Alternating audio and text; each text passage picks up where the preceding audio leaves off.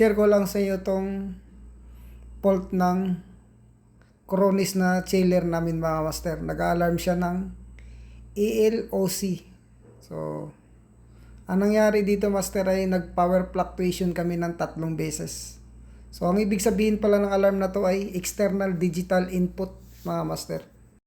Dito sa HMI ng blowing machine mga master, ang tinuturo ng alarm dito ay hindi ready yung chiller na machine.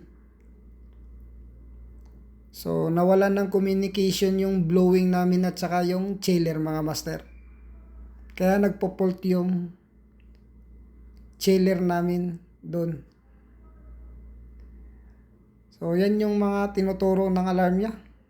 So, ngayon mga master ay na-reset na namin yung alarm. Ayan, kung makita nyo, bumaba yung temperature niya. Tsaka umanda rin 2 compressor. Yung pagre-reset ito master ay pindutin nyo lang yung menu. Tapos makikita nyo yung alarm dyan.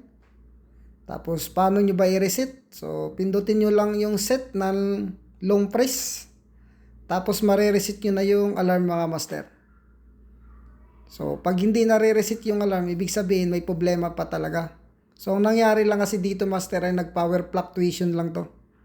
So nawalan ng communication yung blowing namin at saka yung chiller machine. So ngayon mga master ay umandar yung 2 compressor namin. Yan. So kung makita nyo dyan, may number yan sa loob na number 1 at saka number 4. So yan yung sign ng compressor mga master. So pag hindi nyo nakikita yan mga master, pindutin nyo lang tong tinuturo ko na to. Kasi yan yung enable ng compressor. So kanina mga master ay hindi umandar yung mga compressor namin. Kahit na-reset na namin yung alarm, kaya pinipindot pa namin yan. Kasi yan yung enable ng compressor mga master.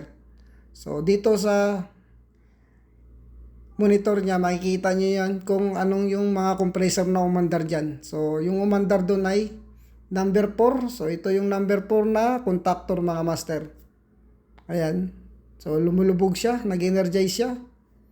Tapos ito yung number 1 na contactor ng compressor.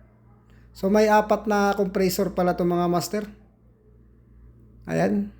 So ito yung number 2 na compressor. Tapos ito naman yung number 3 na compressor na contactor mga master.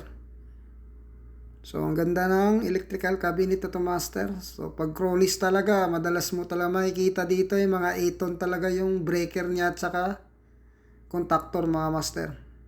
So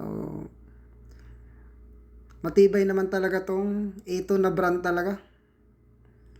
So sana mga master ay may matutunan kayo sa video na to. So kahit basic lang to master, pero malaking tulong to kung paano nyo i-reset yung fault mga master.